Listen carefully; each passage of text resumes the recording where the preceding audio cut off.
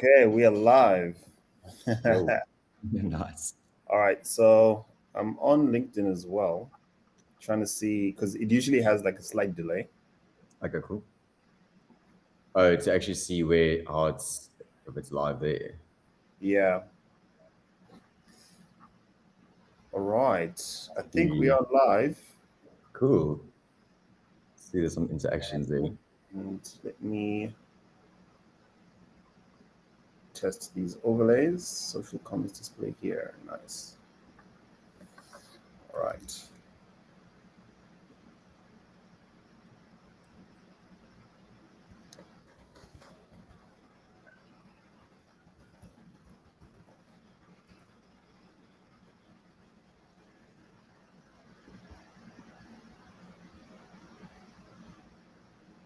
So this is also via YouTube, is it? Yes, this is also via YouTube. Let me actually go on YouTube and see what's going on. Cool.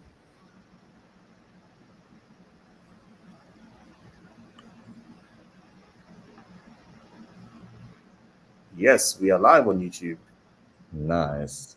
Welcome, everybody.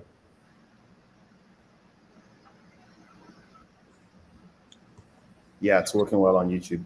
Should we give it a few minutes to see else joins, or should I just jump into doing a short intro of myself? Yes, let's give people a few minutes. Okay, cool. So the counter there says 0 people online at the moment. There's interactions on the LinkedIn page. I see. Oh, really? Like celebrate or. Ah, okay, yes.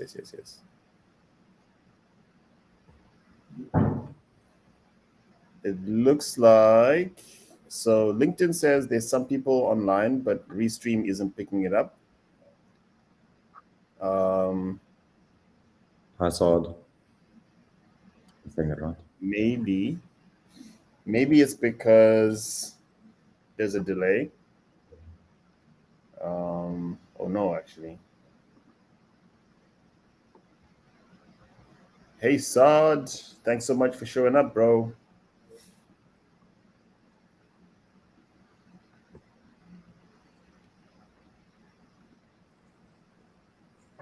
Okay, I see what's happening. It's showing me the statistics for YouTube, where obviously no one is watching live on YouTube. On YouTube, okay. I'm not YouTube famous yet. Exactly, I'm not YouTube famous yet. All right, I think we got 14 people live. So thanks for joining, guys. It's the number keeps going up, which is awesome. So what we can do in the comments is just introduce yourselves, and in a moment we'll ask Demitrie to introduce himself. So one of my favorite movies is Mission Impossible 2. Oh yeah. And in that movie, Tom Cruise is called Demitrie. Oh, nice. If you remember. I think the first The Matrix is also Demitrie outside of the outside of I think the alarm says hello Demitrie or something. I'm famous everywhere. YouTube, movies, LinkedIn. Richard, my man Richard. How's it going, Richard? I'm happy to see you here. Dr. AJ Garrett, this guy's a legend. That's like PhD doctor, not just medical doctor. Okay, I think we can get started. Thanks for joining, guys. We've got some people online. So today we invited Demitrie. He's a associate talent director. That's right. Yep. At Fearless. Fearless is a UK-based company, and they handle recruitment pretty much globally. I first found out about Fearless through Tom, because I've been following him for a couple of years. because he's very outspoken on LinkedIn. Yeah. And that's how I first kind of find out about Fearless. So when I saw that you joined Fearless, it kind of like, oh yeah, that's an amazing company. It'd be great to have you on and speak a little bit about what you do in the world of recruiting. I know that our audience is largely African today, which is awesome because you operate kind of recruiting within our space, within the Africa, and kind of recruiting globally. So yeah, tell us a little bit about yourself and what you do. Thanks. Hi, everybody. So been in the design, let's call it creative recruitment for 8 years now. Started with a company in Cape Town. So I'm based in South Africa, Cape Town. And I think I'll say 2016, halfway to 2017, I realized that, UX and UI is starting to take off in South Africa. But I know you were based there, kind of around there as well. And decided to move away from art directors, digital designers, copywriters, and solely focusing on the product side. And since then, yeah, that's been my passion so far. I've been at a company called Digital, which is now called Salt. Then did my own thing with an ex-colleague for a while. And Fearless approached me last year, I think it was July, to join the team, which I've started to do this contract for them for a company in Dubai, which, yeah, so that's, and then January joined them full time. Yeah, so it's been a cool journey. My goal when I started doing recruitment on my own was to get into the international market, which showed it was very difficult living in South Africa, because it's kind of a game where it's like, who and being, like, who do you already know, and it's approaching a client in Europe is like same as me approaching a candidate in Europe. It's like they're going to be like, who's this person? Exactly. What do they know? Who do they know in the industry? So very thankful the fact that I was able to join Fearless, because that has helped me, like, obviously extend my network to international candidates, but also clients, but also giving me the opportunity to place South Africans and Africans with internationally, purely because not obviously, but salaries in first world countries are amazing, and also with COVID and the remote option, it's made it much easier to get people jobs, and they can stay in their country, they don't leave their family members and friends, and they can earn amazing salaries in the third world country and live a good life. So that has been a goal of mine, and Fearless is fortunate enough giving me that opportunity to do that. So yeah, that's me in a nutshell. Amazing. So can you unpack that a little bit? So you mentioned that you obviously operate within the African context. So what countries do you recruit from generally?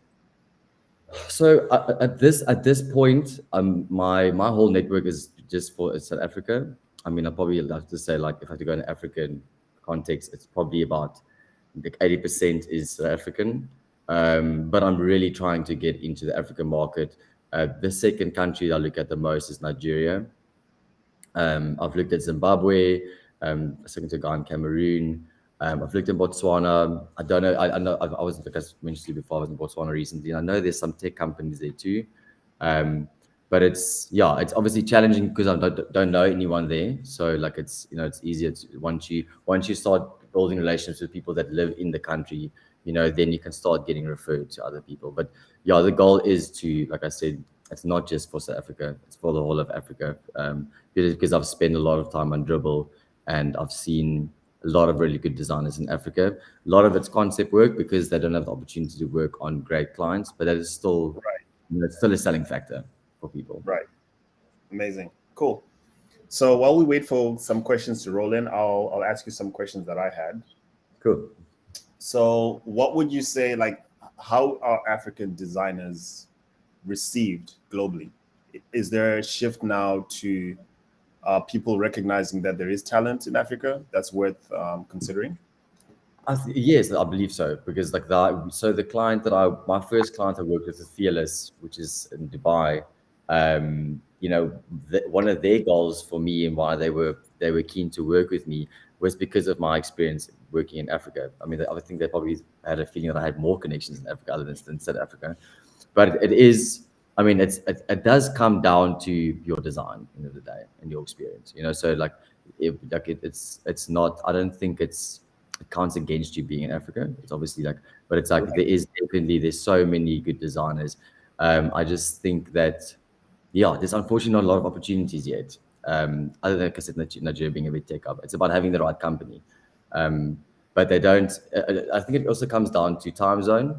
So that's a nice thing about being in Africa and working with UK companies and with European companies. Because I mean, if most of the companies would say like nothing more than 2 to 3 hours difference, which makes it easier for you and also for the design and for the company. Wow, that's a really interesting perspective, because I'd never thought of the time zone component playing into companies' choice. Yeah. As far as where to hire people remotely, but it makes sense. Absolutely. Yeah.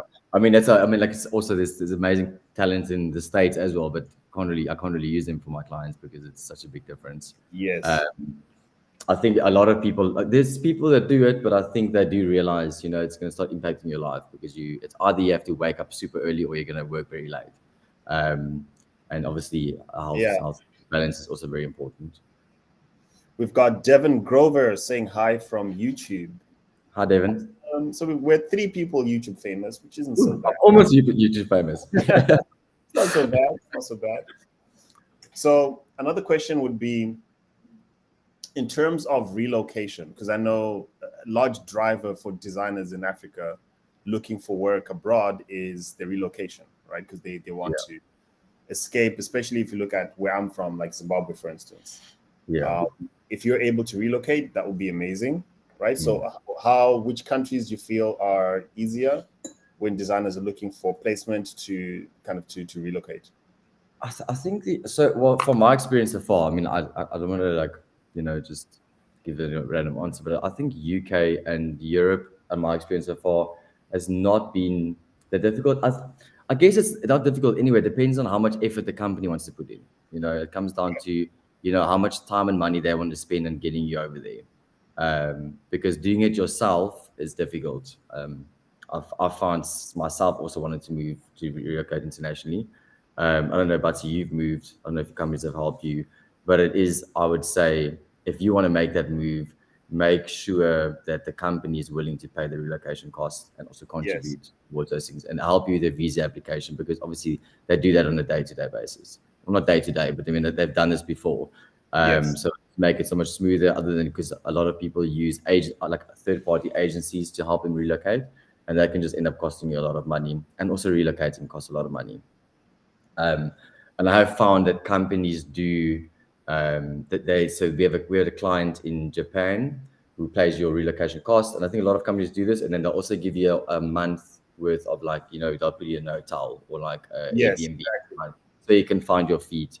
So definitely my advice is, when you're going to apply for a job out of your country, first find out if they're going to help you cover these costs and help you with the admin. That's a really good point. So Devin says he's actually calling in from Bangkok, which is amazing. We were just speaking about Bali and Southeast Asia before the call started. Devin, tell us what is like living in Thailand as an expat designer there. Cool. So I think when I created the event, Demitrie, part of what I wanted us to speak about is just tips, and I guess you could call them tips and tricks. For designers looking to get noticed on the global stage, because like you rightly mentioned, there is a lot of talent globally. So how do African designers stand out? What do we have to do? So if I have to call my preference in doing design recruitment or like in the product side, I absolutely love spending time on Dribble.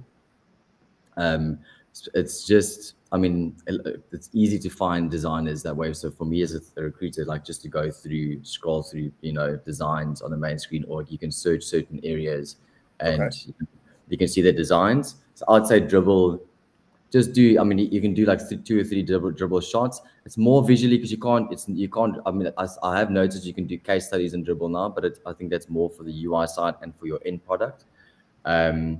So I'd say just get your work online. There's Behance, there's different ways of uploading your work online. Create your own site. You know, you can, there's WordPress, there's a way, I mean, for me, like, I feel if you really want to put the effort in, this is what you do for a living. You know, I mean, some people, you don't have to go design yourself an app, but if you do this for a living, you should be able to take some time and like show like your, you know, like being an artist, you know, artists sell their paint, like they put like this is, so you should be able to take how you see design. It should be the funnest part of it, because it's like now you have a white canvas. You don't have, you know, you don't have a client telling you that you have these restrictions. Like you have, the world's your oyster. So I'd say either use a Dribble page. I mean, because Dribble is nice and easy to read. But if you can design your own site, I know it takes time. You don't have to do it right now. It's like take a month or 2 or 3 months and just start working on it an hour a day or 2 hours a week or whatever. But it really shows clients that you know you want to get a job. You know, you're putting effort from your side. I usually advise this for candidates in Africa, because yet again, like I mentioned earlier, you don't always have the greatest clients. You know, so you go on Dribble and you see, you know, they did a site for some company that wasn't, you know, it's like our homepage and our about us page, and there's nothing really to it in the budget. The client's budget was like R1,000 or $550 or whatever. Yeah. So I believe you definitely have to put the effort into doing that. For the African design, it's because if you don't have the right clients, do your, like, let's just say concept work. People don't look past concept work. Okay. So I'd also say, like, if you want to focus in the app side, go find an app that you enjoy using and redesign it. Okay. Yeah, it's not unseen. Put it that way. People do notice it. It's interesting you mentioned Dribble, because I actually haven't seen a lot of designers leverage the Dribble platform to sell themselves. Yes. A lot of the times when I get CVs, people either have Behance or their own website, and there's this whole like kind of narrative now that Behance Dribble is full of designs that are not practical. It's not really a place where you showcase serious work, or like, so how would you that argument? That is the truth. I mean, like I said, like, so you see, the problem is you get design kits, and a lot of people use design kits, and it's like, you know, it makes, you know, you kind of get the whole design made for you already, so you can just go use a kit and you can change some colors. You never really know.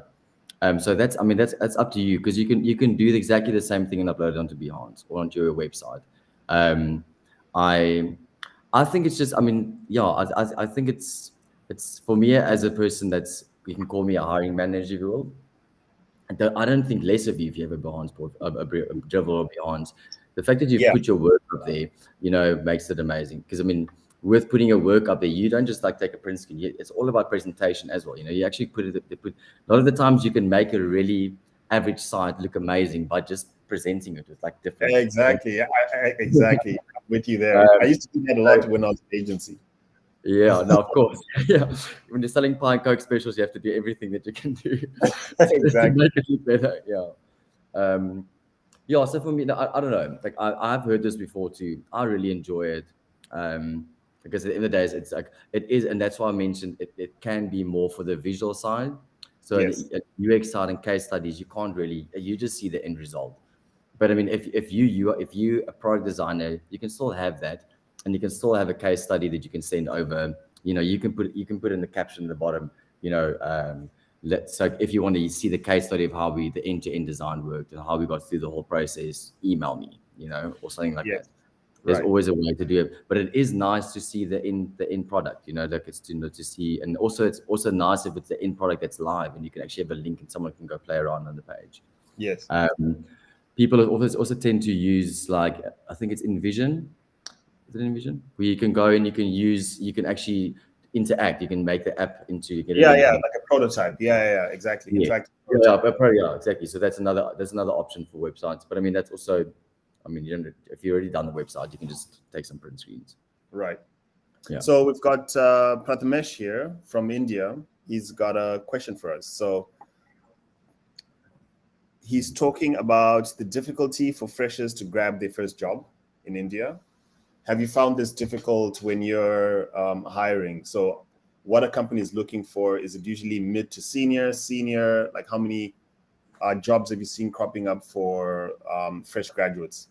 Yeah, like to be honest, Yeah, it is. It is. It's not just India. It's like it's unfortunately it's an international problem, and like we, like I don't agree with it, but I kind of get it sometimes because it's like if you're a smaller company or a company, time is money, so you're working against time. And if Yes. you have, like I think I've noticed it's all you get a smaller company that doesn't have budget to hire. Excuse me, budgets to hire a very senior person to get someone junior. Takes them longer to get the job done, but at least they get the opportunity. Or they just hire one senior and eventually they grow the team. And that's usually how Yes. we would recruit for clients too. We'll always start with like, let's say, design director and leads, and then seniors and mids and then juniors. But Right. it is unfortunate. It's like we don't. I wish I had the solution to that, but I don't. I don't know why. I mean, because I said that could be the one reason, but it's like yeah, it's not just in India, to be honest with you. Yeah. I've had this struggle in South Africa a lot too, So you and also mentioned Fearless is doing something with training and graduates, right? Or was it internships or like an academy of some kind? so I actually forgot. I forgot to get the name of it. But I will share it. So if anyone wants to, you can just reach out to me and I can give you more info on it. But we do have if you go onto our Fearless community, there's a lot of info on everything, and you can just ask questions there too, which we can just share with everyone after the call. Oh yes, so that was your Slack community, right? It's fearless.com. Yes. I will put it the in the chat so people can Yeah, check it out. very very cool. It's because we also have our own events with design leaders in the world, and we have, like I mentioned to you yesterday, about say there's different channels about job opportunities. There's channels about like there's like one just with pets. You just post things about your cats and your dogs. Like there's a few interesting things to look at, and it's just nice to bring a design community together where you can also just ask questions, especially if you're a junior or when leads also still need to learn. But Yeah. it's just a conversation. Oh wow, so Devin is the head of design at Agoda. So I use Oh Agoda wow, pretty much whenever I want to book something. It's like nice. agodabooking.com. Those are my Awesome. go-to platforms. So Devin, you're doing a great job on that platform because I use it a lot. Nice. Um, I think our founder or co-founder Tom Scott has actually spoken to Agoda as a client, which is oh, pretty. nice. Yeah, that's very cool. So maybe Devin can tell us, how does he deal with the issue of hiring interns, fresh graduates? Do they have a strategy for that? Interested to hear what Devin has to say. Yeah, I'd love to. Yeah. Okay, so when it comes to people looking for work, what are some of the don'ts that you would say you've seen people like designers do and they've missed out on opportunities because they've done certain things or added certain things in their portfolio or CVs that they shouldn't have? Like, do you have any Yeah. red flags that designers should avoid when they're looking for work? So yes, the one thing outside of like design and portfolio, just purely on applying, is that obviously a lot of us go through times where we're desperate to find a job because unfortunately things happen, companies close, it's out of our control.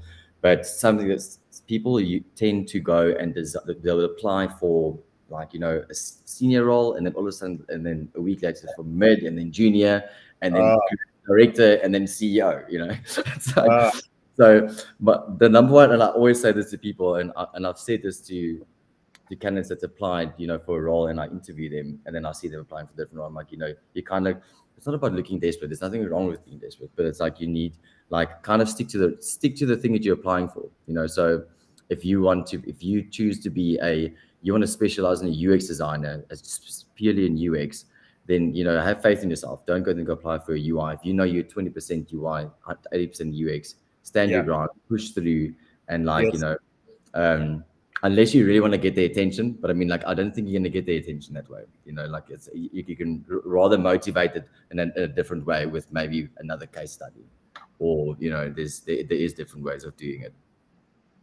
Don'ts for portfolio. Well, so this is a biased opinion, but like I so like I don't like it when people use like portfolios, for example, for like Wix or site. Nothing against Wix. Nothing against Wix. I think it's So, amazing. I've used Wix to design things. I don't think it's a bad tool. I just think that if you are a good designer and you do this for a living, don't use a drag. You know, it's kind of like using like, I'm trying to think of like adding No, your yeah, you know what I mean? Like using it yeah, like it's yeah, it just shows that you're not that passionate. So like yeah, go find. I mean, there's nothing wrong with using a template from like WordPress and then customizing it, But I feel like I kind of from my personal perspective, if I get like a senior product designer, that wants to work for one of my clients, amazing, and they send me a Wix site, I want to jump out the window. Oh no, I know exactly what you mean. I think it's so the least you can do on Wix is pay for it so you can have like a custom domain, right? Exactly. And you're not fooling me with that either. Because I So can this still. is interesting because Sarah Yeah. Judy, she's like a LinkedIn influencer. She speaks about if you're a job hunter, you need to apply UX principles to that problem. Yeah. Right. And part of it is looking at it from the recruiter's point of view or the hiring manager's point of view. Right. So all of these little things that you're mentioning now, that would be red flags or that would annoy the other person. Just try and have empathy for the other person when you are like in that job hunting kind of mindset. Like you need to apply UX principles to the problem of finding a job. That's my whole point. Like, I mean, you get people that design like out of these world portfolios. You don't have to do that. You don't have to, but just show some interest. You don't have to create an amazing user flow, user journey with a portfolio either. It's just, I just feel like using a Wix site is just not the greatest thing to do.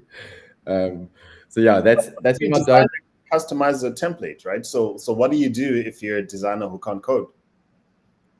Well, that's the thing. Like, I mean, if you're going to go WordPress, I mean, like you can. I mean, oh, that's actually a good point. I mean, you can ask a friend, I guess. Make an effort, basically. Make Yeah. an effort. I mean, like, it's like I said, the people that have these, like, so that's the thing. So a lot of designers work with developers too. So if you maybe have a friend that you work with and it's a front end developer that can help you, and you guys work, because I mean, obviously, if you work in a product team, maybe ask one of your friends to help you. Like, don't go and create this amazing design and expect them to spend like a week on it. That's also. Yeah. But yeah, that is another option. So there's some interesting points here from Devon. Yeah. Talking about UX communities within like your network. So what UX communities have you come across in South Africa? Like where fresh graduates or people looking for work can plug themselves into and maybe learn, network, and find opportunities like that? So in South Africa, I haven't found. So I mean, I've been to, like, I mean, there is a UX community. I think it's called UX community on LinkedIn, which is just a page. I think as far as I know, I'm not on that because I'm not a UX designer, but I know there's a WhatsApp group going around that a lot of people. So there's a company called Get Smarter. They're called 2U now. So they do a UX course. And by the end of this course, I think you also get access to this WhatsApp group or within it, and everyone shares questions. It's kind of like the Fearless channel, the channel that we mentioned earlier, our community channel. That's amazing channel ready to use wherever you are in the world, because that's people from all over. So if you need advice, you can just pop the question on there. Right. Yeah. Next question I have is something I've always wanted to ask a recruiter. So. Two questions actually I've always wanted to ask. I'll start with the first one. What do you think is the reception when a company is looking to hire designers, and one designer can code, the other one can't? Okay. Is there a preference towards the designer who can code, or do you feel like there's equal opportunity? That totally depends on the client.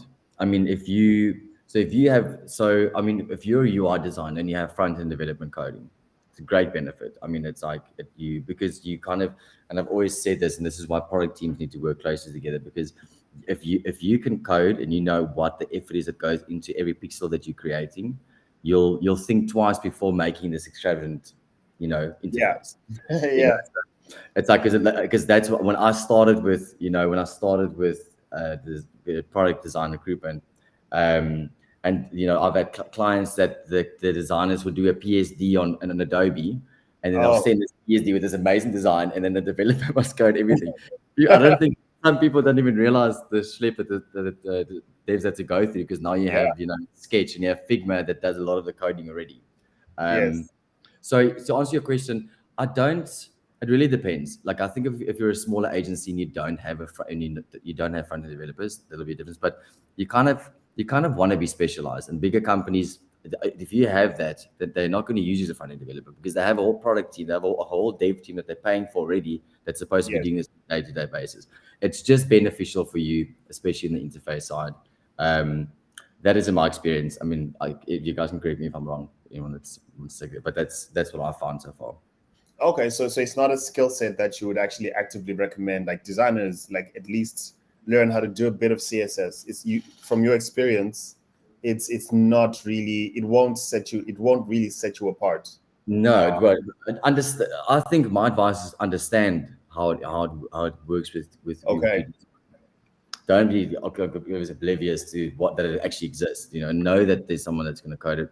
Maybe go read up about what front-end developer is, how it works. You don't have to be a front-end developer, but a lot of my clients have said for UI to have an understanding. A lot of people actually get a fright when they read a job spec and they see front-end developer and they're like, whoa. No. Yeah, I've seen a lot actually on job description. Actually, a lot of the times, like, people don't read it properly, because sometimes it would just say that, you just need to. It's nice to understand.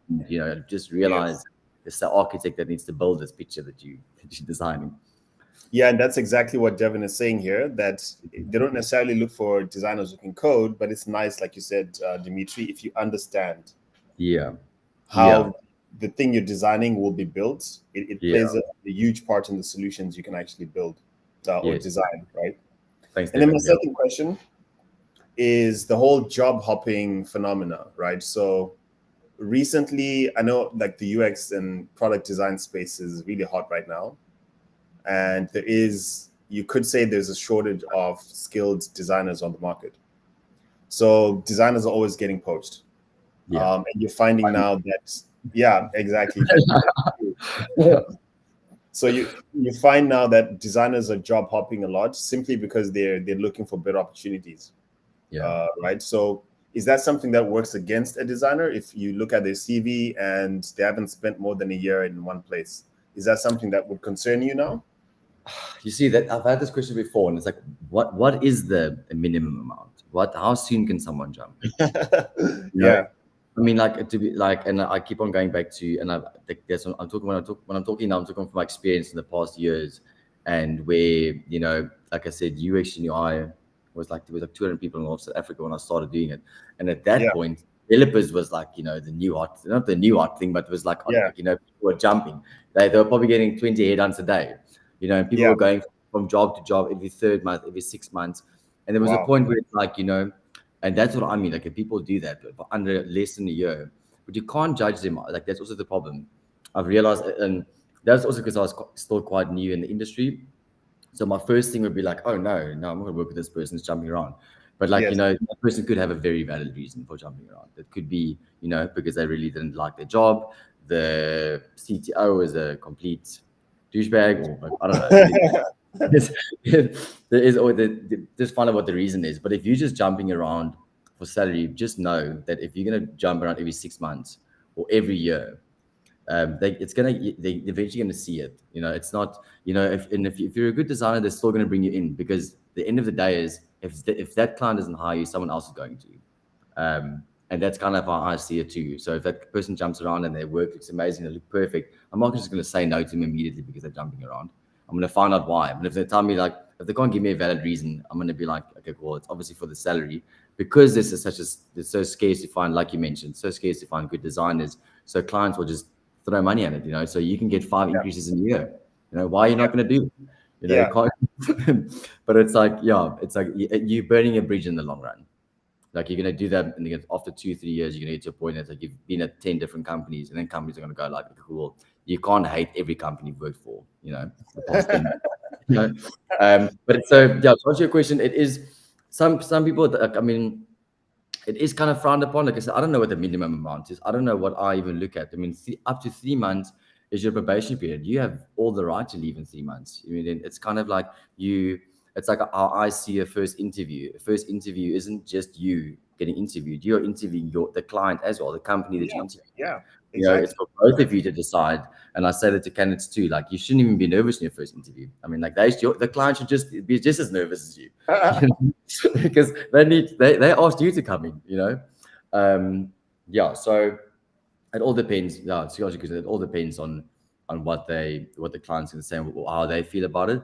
If you know that you've jumped around a lot, maybe add that to your CV. Add to your CV, say, I moved for this reason. I moved for this reason.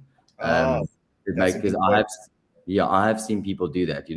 Say projects come to an end, or some people are, and like, that's my advice. Be honest. Some people have said, got a better salary. Or like, they put their current company, but like, why do you want to move? And they say, want a higher salary. And people do that because sometimes they realize, oh, like I've been looking at like senior UX design jobs and I'm paid 30% on what I should be paid. I love the company I'm working for, but the only way I'm going to get an increase is if I leave, or if I try leave and they give me a counter offer. Yes. Yeah. So that's my advice, basically. Just maybe add that to your CV. Yeah, that's amazing advice, actually. Explain it on your CV, preempt it. Yeah. That way you also have enough time to think about it before you're asked, like in an interview and caught off guard, right? Yeah. Think what would you think if you had to read the CV? Like, yes, put yourself in the shoes. Yes, absolutely. Cool. Okay, and I think when we spoke yesterday, you mentioned that like your primary tool of choice is LinkedIn.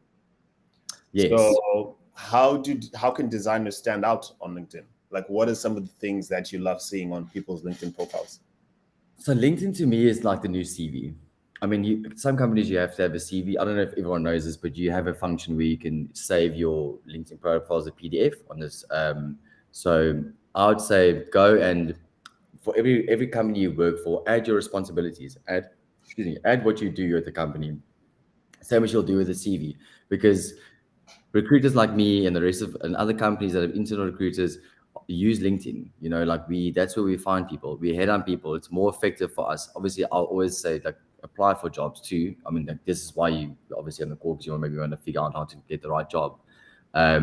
But apply, because when you apply for a job through LinkedIn, you can, your LinkedIn link's going to be there, and that can be your CV. And if you do your LinkedIn profile properly, you don't even have to create another CV. I believe that, because you have your skills on there. You can add onto your contact info. You can add your Dribble, Behance, your own portfolio. Sometimes you need to. I mean, I think you can also upload a document. So if you decide to do a landscape PDF of a portfolio with some print screens thrown in there, add it to your LinkedIn profile. Everything's on there.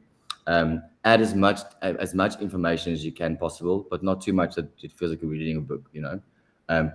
Point of the key factors what you think is selling you as a candidate. Amazing. Okay, and there's this whole discussion right now on LinkedIn. It was hot around 2020 when companies were letting people go, like the big tech companies, and placing that ex Uber, ex Google, ex Microsoft in your LinkedIn title. Like, is that something that you feel companies are looking for now? Is that something that you as a recruiter put in your search criteria if you're looking for designers? Like, what do you feel, or what do you think about that whole ex Google, ex Uber discussion? I saw that literally like a week ago or something. Yeah, There was been an ongoing conversation about this. I love it. I think it's cool. I mean, if you work for a big company, why not? Like, you should. It is, for me as a recruiter going past. I always wonder. Google has like all these amazing all these designers. What do they do every day? But just because you work for Google, you could be designing something that's very small. You could actually icons. like buttons, but the fact that you say Google, like, your client's gonna be like, yes, I've got a person that works from Google. So yes, flaunt it, man. Like, if you work for a big tech company and you need to decide, is this company big enough to go ex Google, X whatever the company's name is. It's up to you. Yeah. But yeah, I mean, so when I do a search, I don't really know, to be honest with you, but if I'm going to go search UX design, like UX designer, or if I go search Google, I don't know if that Google is going to, if it has an impact on my search with your name. But this definitely does for me when I search product designer and I'm seeing a strip of like 20 designers and next to your name says X Google. I'm like, oh, damn. Okay, let me open this guy's profile. From Google. Can't You must be. yeah. So definitely, yeah, flaunt it if you can. It's an accomplishment to work for this company, so why not? Right. Yeah, I think it's a good point because it's also a matter of pride, having pride in where you've worked and kind of the work you've done. Yeah. Yeah, it's absolutely right. Cool. So I don't think we have any more questions coming through online, and we've been talking for about 40 minutes. Damn. Which is yeah, it's longer.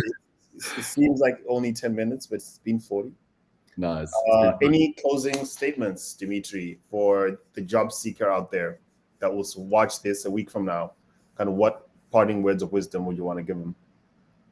I think I said earlier, just put some time and effort into your work, and like, just because I know, designing your own side, showing your portfolio, be proud of the designs you've done and the work you've done.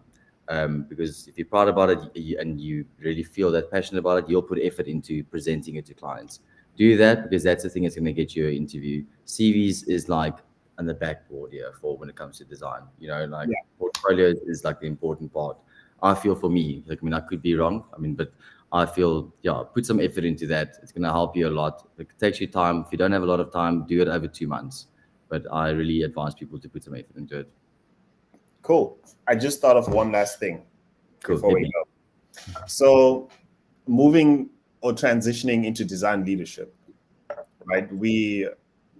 A lot of the times, people that are design directors, head of design, at some point you were a senior designer or a lead designer, right?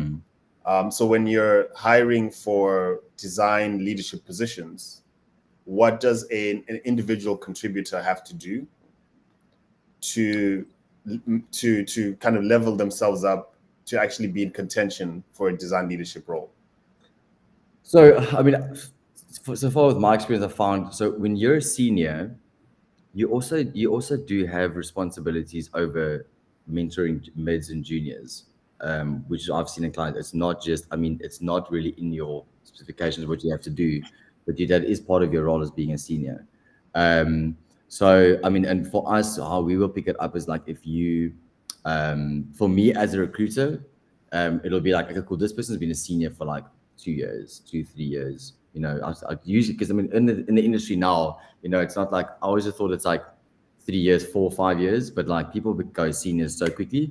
And I just think it's because people are just advancing like extremely well. And some people just have it, like they just do really well and they show leadership from a young age or from early in their career and they get upskilled. Yes.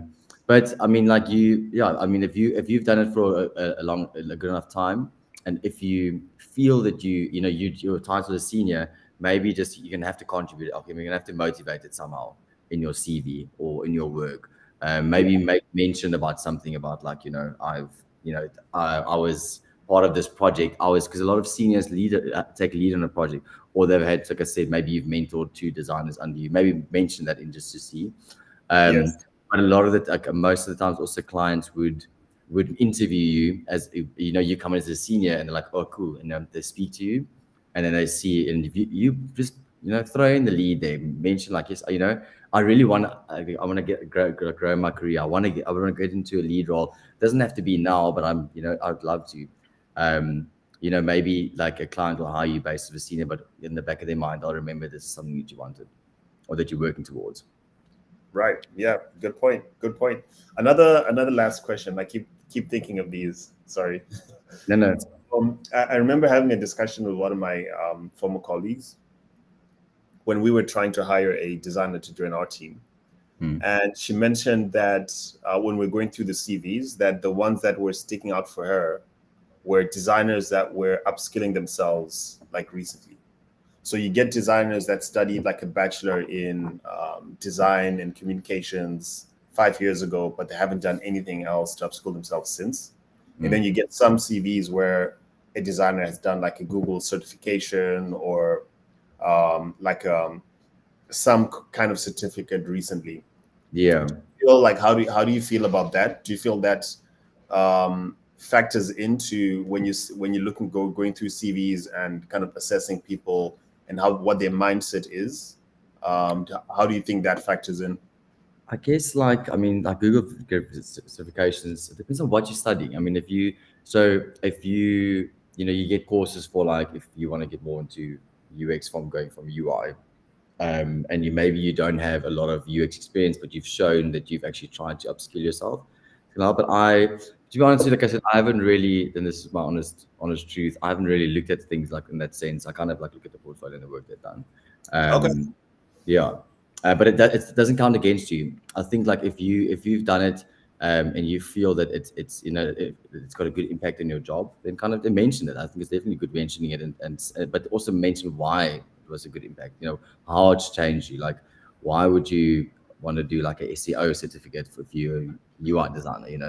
Uh, I know that's completely a different thing, but I'm just saying, like, I think it's if you've done it, yeah, maybe like if you want them to see it, because some people can have like, you can go on Udemy and do like 50 courses in a year. It Yeah. doesn't mean that you're going to be the right person, unless you've actually shown what you've learned and how it's going to contribute to the client. Right. We've got a question that just come in. What's your take on plagiarism? So, are you able to pick up when designers put work in their portfolios that's not theirs? No, unfortunately not. We've actually come across a situation where a client has picked it up from a candidate, and the candidate said it's definitely not. It's his own work. It's so difficult. It's a very, very difficult situation to be in, because you don't. I wouldn't be able to know. If that's what I'm saying, it's a problem. It's like you get UI kits that people can just like change the colors, and these UI kits are designed by amazing designers. So to answer the question, yes, it's been noticed, but the thing is, like, it's a very difficult approach. I don't know how to approach it. I fortunately haven't been in that situation yet, so I hope I don't. But it's like for a lot of the times, so that's where concept work can come in. But if you're doing like work for a bank, and you haven't worked for the bank, it's gonna be difficult to get past that. Unless I don't know if you can explain a situation that you've been across. But yeah, that's from my side. I've actually seen this on a few occasions. So the one was when one of the guys I worked with, one of the designers I worked with, was interviewing somewhere else, and he was given a design test. So he asked me for my opinion, and I think they only gave him like a day or so to do it. Yeah. A dude had rocked up with like wireframes and journeys and Oh, wow. flows and It's like, sure. Yeah, do this in a day. Come on, be realistic. So that there is some plagiarism that's just blatant, because all they've done is just take all the work we did at the bank and just kind of change the color, find and replace color. Yeah, see, that happens. Yeah, it's. That's kind of on you, I guess. You're gonna have to decide. And the thing is, if you're gonna like bullshit your way into a company, just remember that you're gonna have to do the job eventually. Yeah. If you're gonna use someone else's work that's like maybe above what you can do right now, don't do that, because you're just shooting yourself in the foot. You're gonna end up being the person. They're gonna be like, oh, then they start seeing your designs like, well, this is not the same as the test. Well, yeah, it's like, so yeah. And it comes out really easily in interviews as well. Yeah, and that's I wanted to mention about this question too. Like, so for me, and a lot of recruiters do this. So when we interview candidates for our clients, we do ask them. We go through their portfolios with them. I'm not going to go through every shot that you've done. Every dribble shot, or every It's kind of like there's a question of like, what is the project you worked on and do the most proud of? Take me through the project. And then you should be and like no one's going to take the project that they've stolen from someone. Because you're able to realize, because I'm sure designers feel this way. I'm not a designer myself, but like you'll be like stoked and excited. You'll be able to like go through everything. Like, yeah, I did this and I did this, and you can actually see the excitement. And a client said that to me last week, is because they that's how they like, because the candidate has to actually show a case study. You got 15 minutes to do the case study, and what they want to see is the excitement. You know, if you're just like gonna go, oh, this, oh, it's like it's your work. I mean, like, it's your bread and butter. It's what you do for a living. And if it's your baby, like especially end to end, you should be excited. You know, I'm not saying that not everyone has the same personality where you jump up and down to go crazy, but you need to show passion. You know. Yeah.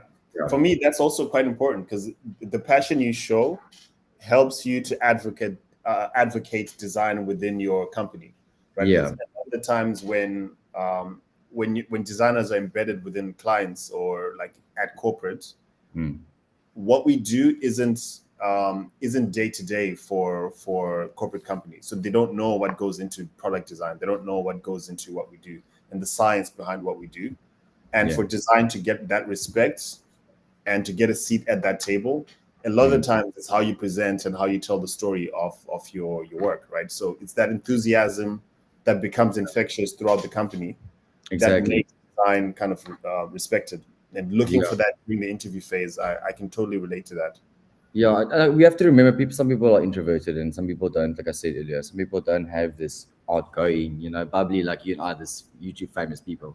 You know, not everyone has that in them. But like you know, like if you're not someone that gets like hyperactive and super excited, just go into detail. You know, just like I said, Yes. you can show passion about something without getting too excited.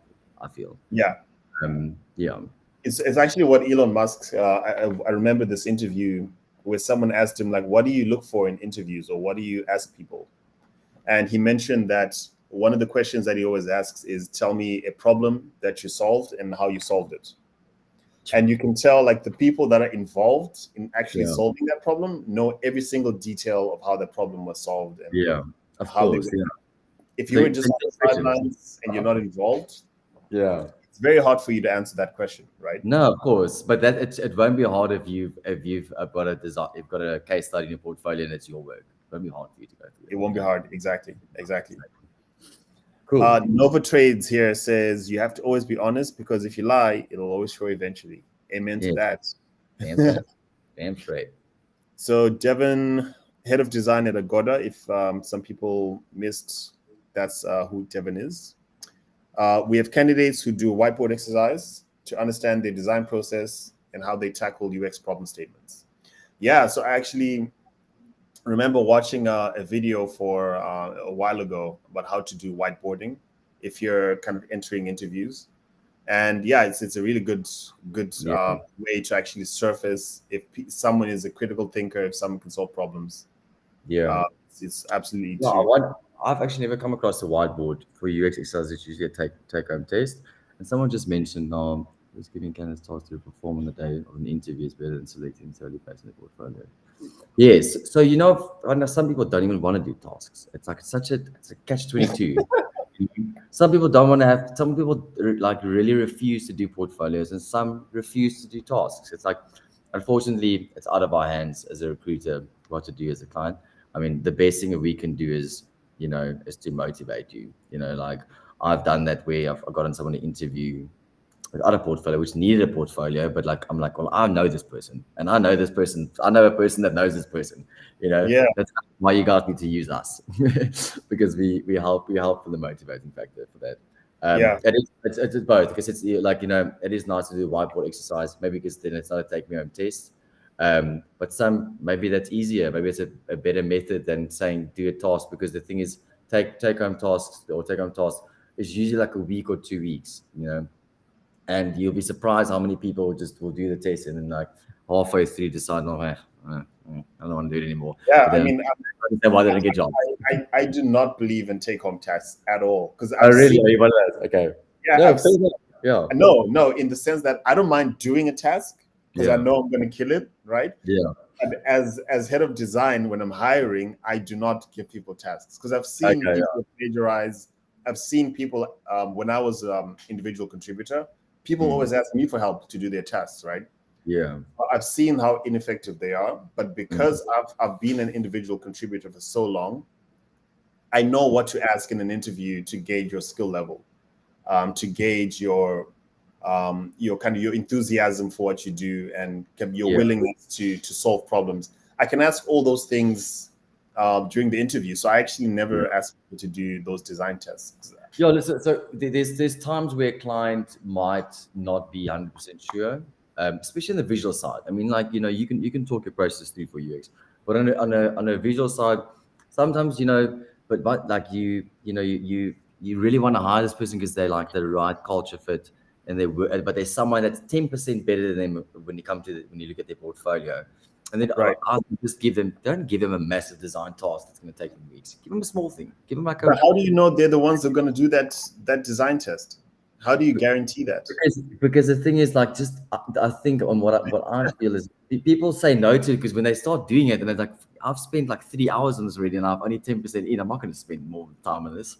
I don't know. I don't know how people think, but I think like if you just spend, like if you give someone that's going to take them 2 hours, and it's just about what the thought that they put into it. It doesn't. You're not asking them to reinvent the wheel or redesign your whole page. Like just give them something and just see how they played with it, and just show that they actually put it. If you give them a design task that only takes 30 minutes, I think a lot of people that really want the job is going to spend 2 hours on it.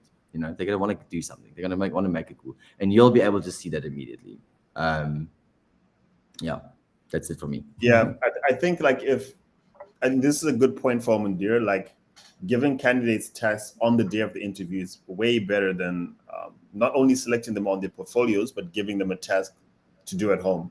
Like, especially now with virtual platforms like Miro, where you can like actually watch someone wireframe or figure them, right? Yeah, I saw that the other day. We're using Miro. I've used it for the first time the other day. It's quite cool. Yeah, it's incredible. Yeah. So if great. you're going to give someone a design challenge to do, have them do it on the call and give them like a bite-sized challenge to perform that they can do like 10, 15 minutes. Then you can actually see their thought process. They don't have time to go and ask people for help or I feel like that would be way more valuable than giving someone a test that they go home and do. Of course, yeah. I mean, like they said, it depends on the client, I guess. Some people just don't. You can't get around them. But I mean, if you get a test, you need to decide how much do you want this job. So you need, Yes. you're at the point where it's up to them to hire you now. You can't choose. But yeah. Yeah, so it looks like Agoda also does UX whiteboard sessions, live or in person. Yeah, I feel like these are really useful, especially now because, like you say, there's so much on Dribble that people can just plagiarize. You don't actually know if this is someone's work or not. Yeah, so having them do it in person will solve that. It's true. I never actually even thought of it like that intensely. Like a lot of people, can do that for every test. But it's like, just think about, like, if you look at someone's portfolio and all of a sudden they're sending this amazing design portfolio. Like, how do you? I think you'll see it, because I think I've been fortunate enough that I haven't dealt with people that do that. Or maybe I don't. Maybe I've had, but they fake it till you make it, and then they ended up nailing their job. I don't know. No, I think it's the exception to the rule. Like, most designers don't plagiarize because we love what we do. Of course. I mean, it's ethics. It's just ethics. It's just being a normal human and like doing the right thing, I guess. Amazing. All right. Cool. We are almost at an hour. I feel like finding one more, just so we can like talk 2 minutes in an hour, but we're not going to. 58 minutes. It's been really amazing. Yeah, thank you. Yeah, thanks for doing this, man. I really, really appreciate it. Just to everyone again, just remember that we have that. But if you just share the Fearless community or our Fearless website, just go to the bottom left. I think it's on the site. Go join. You fill in a form. Join the Fearless community. It's really like, how we're having this discussion. It's just on Slack, and like there's tons of designers you can ask some questions to. And like I said, it's not just all serious. It's quite fun too. And we have tons of these events too, where you can learn from a lot of industry leaders. Amazing. Cool. I've just shared it. It's fearless.com/sign up. Awesome. Thank you so much. And how do people get in touch with you? Like, are you hiring for any roles right now? Like, how does Fearless find just drop me an invite or a message, but I am, you can put my email address is Demitrie@itsfearless.com, or you can find me on my LinkedIn page, which should be on the link that you joined when you joined on LinkedIn. I don't know about YouTube. Just reach out to me. I'm definitely here to help as far as I can. Yeah. Awesome. Thanks so much, Demitrie. Cool. Nice. Devin, one last message from Devin. Thanks so much for a great session. P.S. Fearless and Tom are awesome. I second that. Highly recommend them. Yeah. Awesome. Thanks, Demitrie. Have Thanks, a good guys. evening. Thanks everyone for joining. It's been a Bye. it's been a Thank you. peace.